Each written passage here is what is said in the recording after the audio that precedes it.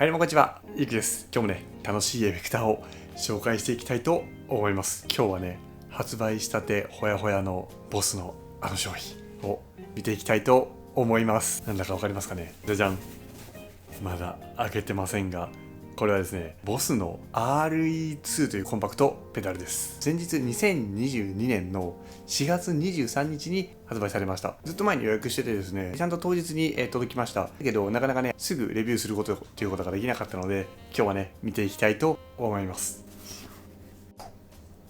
はい、こちらの箱ですね。はい。なんかボスのねコンパクトを発売日に買うのは初めてかもしれないです。なんかね嬉しいですよね。ちゃんとねこうやって来ましたね。緑なんですね。名前かっこいい。このスペースエコーですけどですね、今からおよそ50年前にですね誕生しておりまして、でっかいテープエコーですよね。そこから50年の歳月が経ち、そしてですね、前この動画で紹介した時にね出てたみたいな RE20 っていうですねツインペダル型の筐体でスペースエコーを模したものがあったんですけど、それの発売から15年で、そこからですね、だいぶ経ちますよね、このスペースエコーのシリーズが出てから。でそこから時を経てですね、今の技術でそれをコンパクトで再現しているということですね。よいしょ。パカッと、いつも通りですね、こういう取説類こういうのがついてて、来ました。めっちゃかっこいい。なんか高級感あっていいですよね。どうですか。めっちゃかっこよくないですか。はい、上下でデュアルになってるつまみが123つついておりまして、これですね、モード切り替えが11段階ですね、あります。で結構質感がね、これ分かります。こんな感じですね。この塗装に関しては、前この動画で紹介したみたいなパワースタックですね、 ST2 みたいな感じですかね。ちょっとボコボコっと脂肪加工みたいになっていてかっこいいです。この光当てたらこう出てくるこの模様ですね、めっちゃかっこいい。そしてインプット A と B があって、でコントロールエクスプレッションペダルをつけるジャックがありますね。そしてアウトがですね AB ステレオで出せるということです。でね、ここのコントロールパネルもかっこいいですよね。この緑の感じがローランドの RE201 元祖スペースエコーですねをこう彷彿とさせる、この緑のコントロールパネルかっこいいですね。めちゃくちゃいいではありませんか。でしっかり電池も入ってますと。でここ近年のねボスはね、裏こんな感じなんですよね。このゴムがね、ここが長くてここが広いっていうのがね、最近のボスのシリーズですね。ずっと前はねこんな感じで、このシールが広かったんですけど、最近はこんな感じで、より地面に接するこのゴムのラバーの面積が多くなったので、しっかりこうついてくれると、滑らない感じですね。そしてエフェクターボードに組む時もマジックテープをつける面積をしっかり確保できるのでね、僕これ結構好きですね。こっちの方が好きですね。筐体こんな感じになっております。めっちゃかっこいいですね。どうですか。めっちゃかっこよくないですか。めっちゃかっこよくてテンション上がってます。でね、どんな音がするのかっていうのね、めちゃくちゃ楽しみですね。これは期待がいきそうですね。で、これの他にですね、同時にですね、スペースエコー RE202 かなっていうのがですね、発売されております。そっちは予約購入していないんですけど、もしね、これ環境が良くて要望ありそうだったら、そちらも購入してレビューしたいなと思っています。そんな感じで、筐体見てきましたが、実際ね、どんな音がするのかっていうのをですね、見ていきたいと思います。というわけで、行ってみましょう。というわけでね、RE2 のですね、音を見ていきたいと思います。ギターはギブソンの ES335 にですね、RE2 をつないで、アウトからですね、コッホのプリアンプですね。こちらの動画で紹介したような真空管プリアンプ、ペダルトーンというプリアンプに入りまして、そのプリアンプのラインアウトからレコーダーに入って収録しております。ではまずは、全て12時の状態で音を出してみたいと思います。ポチッと。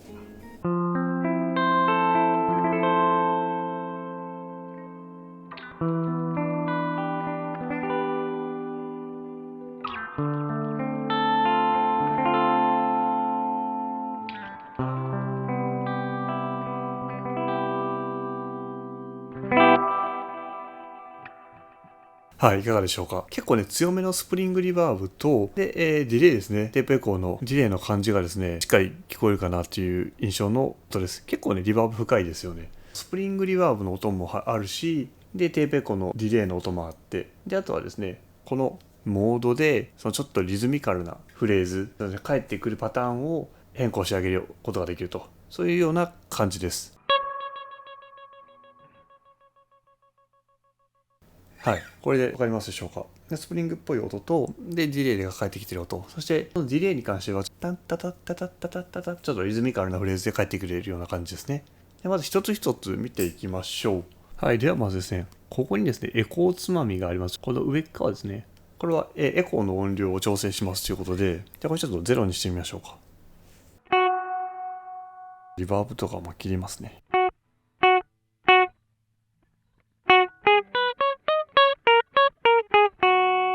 今鳴っていた、ディレイとリバーブがなくなりました。で、上ですね。こっちの上のつまみがディレイなので、ここをセンターに戻してあげると、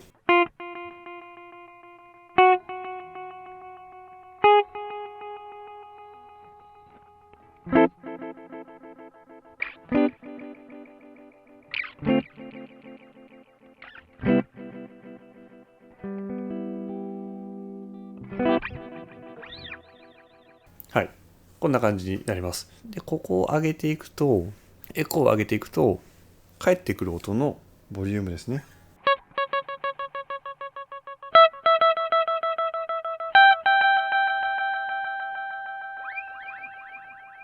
返ってくる音のボリュームですね。なので、これを小さくしてやると、返ってくる音が小さくなります。上げると、ディレイ音のボリュームですね。そして、この下がですね、次はリバーブになります。このリバーブを上げると、リバーブの音量を調整します。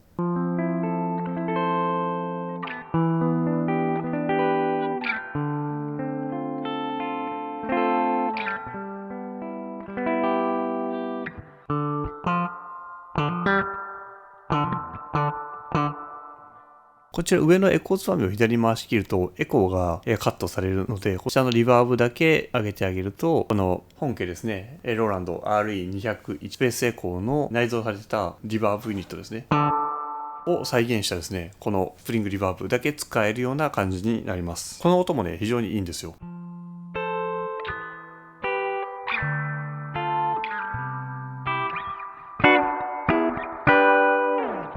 とっても気持ちいいです。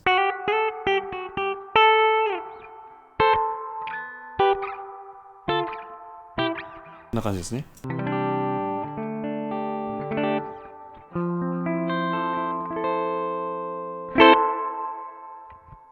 こういう音ですね。で、これを回し切ると、リバーブのボリュームが上がるという感じですね。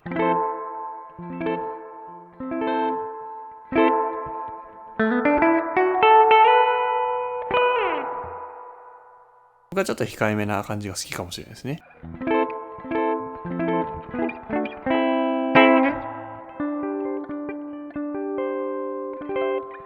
はい、スプリングのいい音が再現されております。で、次こっちですね。上のまずインテンシティですね。このインテンシティはエコーの繰り返し音ですね。フィードバックの量を調整します。ということで、こっちのエコーは真ん中ぐらいにしておいて、このインテンシティを触りましょう。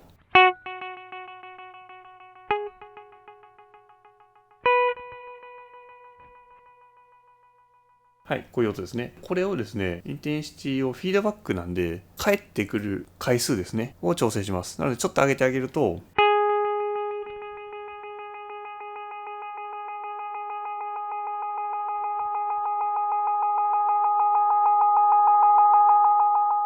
こんな感じですね。永遠に終わらないみたいな。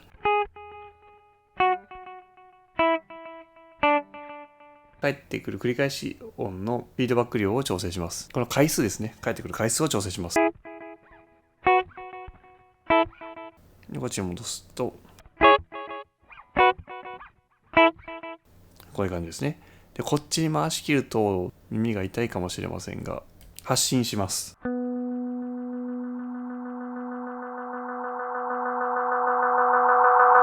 はい。こんな感じで発信させることができます。発信はちょっとね、取り扱い注意ですね。はい。まあ、繰り返し量を調整しますっていう感じですね。僕はちょっと控えめがいいかも。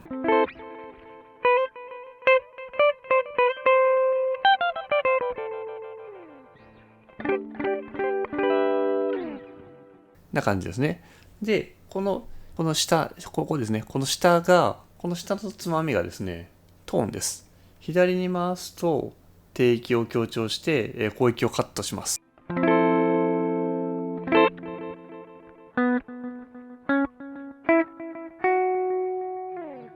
うですかね。エフェクト音が結構丸くなった感じがしませんか？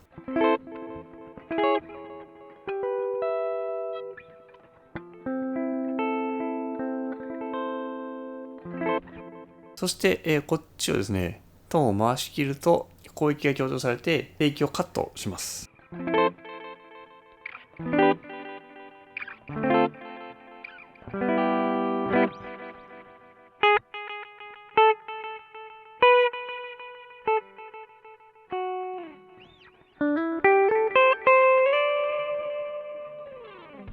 はい。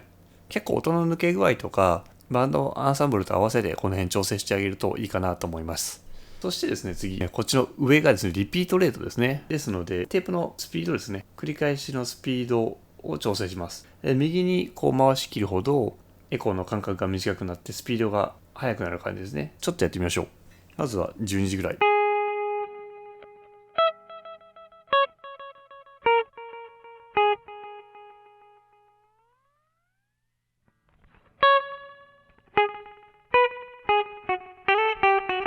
これが速い状態ですね。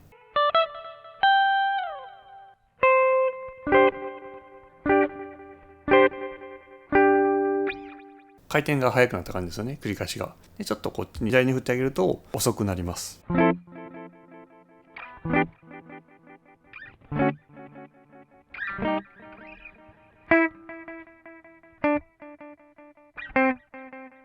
はい、こんな感じです。リピートレートを調整することができます。そして、下ですね、こっちの下側が、ワウ&フィルターっていう感じですね。機械的な摩擦抵抗やテープのスリップなどで発生するテープスピードの揺らぎを調整するつまみです。右に行くほど揺らぎが大きくなるっていう感じで、ちょっとテープがですね、劣化して、音程がこう揺れてきた、狂ってきたような感じを出すイメージでしょうか。ちょっとね、多分モジュレーション的な効果がかかるんじゃないかなと思います。ちょっとやってみましょう。まずは、センターですね、12時ぐらい。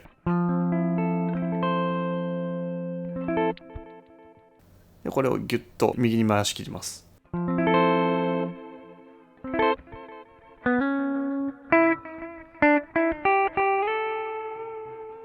はい、音程が揺れていますね。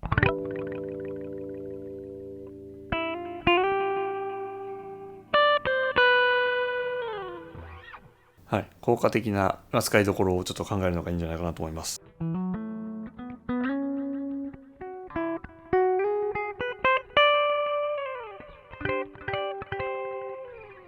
そして左に回し切るとその揺らぎがなくなるんじゃないかなという感じですね。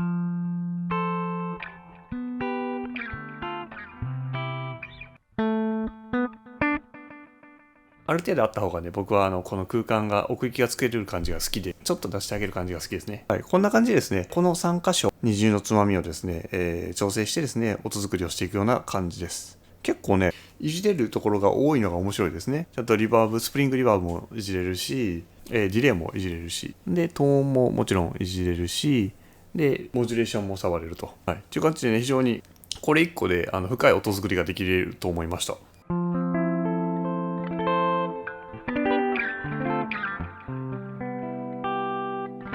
雰囲気作るのにね、めちゃくちゃいいですね。とっても気に入りました。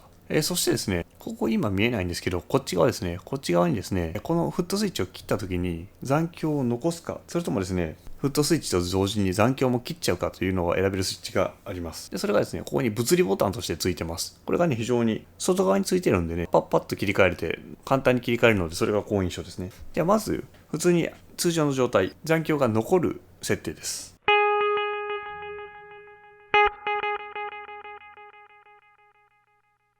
切っても残りますね。ちょっともうちょっと上げていきましょうか。ボリュームを。はい、残響が残る設定です。そして、次はですね、こっちカチッてやると、フットスイッチと一緒に残響を、切ってしまう設定ができます。それがこんな感じ。はい、ブチッと、残響も切れました。もう一回やりますね。はい、こういう感じですね。はい、こんな感じの設定が、この外側の物理のスイッチで切り替えることができます。非常にね、分かりやすいですよね。こんな感じで音を作っていきます。そしてですね、この3つ目のつまみですね。これは、1から11から11のですね、再生ヘッド、リバーブの組み合わせとあるんですけど、ここでモード1から11で再生のパターンを変えることができます。これね、ヘッドの組み合わせで、音が変わるみたいなんですけど、それ実機をよく知らないので何ともわからないんですけど、このモードによってですね、エフェクトのパターンですね、ディレイのパターンが変わるということだそうです。1から鳴らしてみます。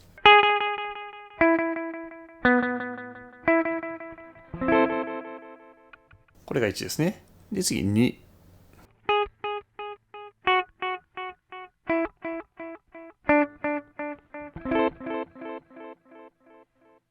これが2ですね。これオーソドックスで使いやすそうです。次3。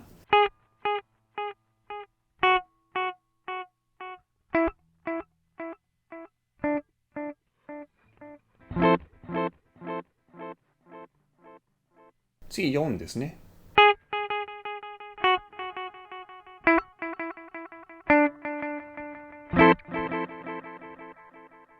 次は5ですね。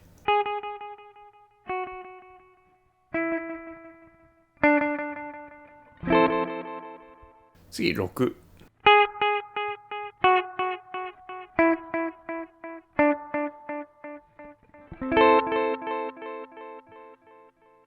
こんな感じです。次7。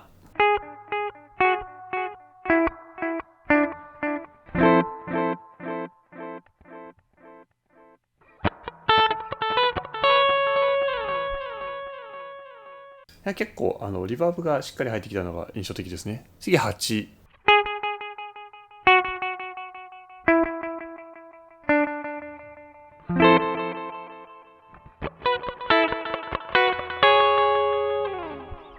次9。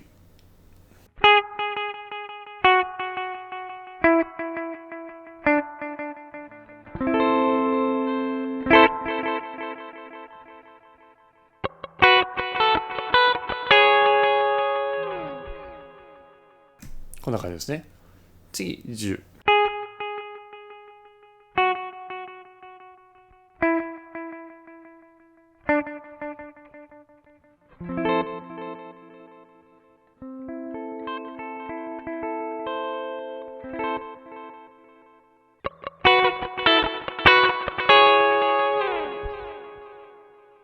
こんな感じです。で、次11。これが最後ですね。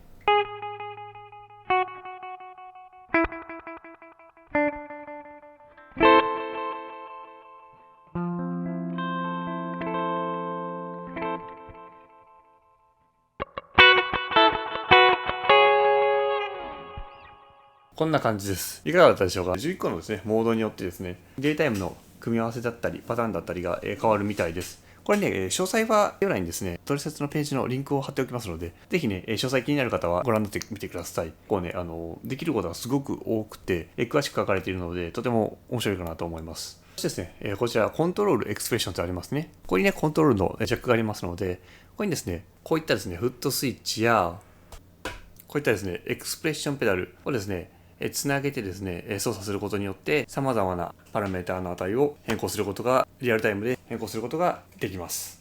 で、あとはですね、各種細かい設定でですね、ダイレクト音の出力をですね、オフにすることができたり、ダイレクト音の音色を切り替えたり、リピートレートの動作モードですね、を切り替えることができます。あとはですね、ペダルのスイッチの長押しができるんですけど、通常はこんな感じで、長押しすると緑になりましたね。これがアップテンポですね。このフットスイッチだけでですね、タップテンポができます。トン、トン、トン、トン。今ほら、赤と緑が点滅しますね。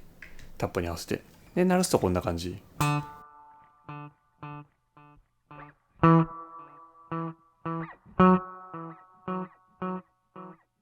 はい。という感じでね、でもね、いい音が鳴る雰囲気出せるね、エフェクターなのでね、とっても気に入りました。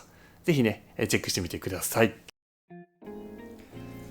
というわけで、いかがだったでしょうか。これめっちゃ面白いですね。鳴らした瞬間、買ってよかったって思いました。またね、これ出たばっかりなんでね、これから入検討されている方も多いかと思いますが、商品のリンクは概要欄に貼っておりますので、ぜひね、そちらから詳細確認してみてください。こいつよりね、もうちょっと大きいですね、RE202 とかについてもね、今後、機会があればですね、見ていきたいなと思いますので、ぜひね、チャンネル登録していただいて、また、次の情報を追っていただければとっても嬉しいです。こんな感じでね、僕の動画は、ボスのコンパクトエフェクターの話だったり、あとは他のエフェクターの話だったり、あとはギターの話だったり、あとはバンドマンのですね、エフェクターボードやギターの話なんかもね、やっておりますので、ぜひね、チャンネル登録していただいて、また次の動画でお会いできると、とっても嬉しいです。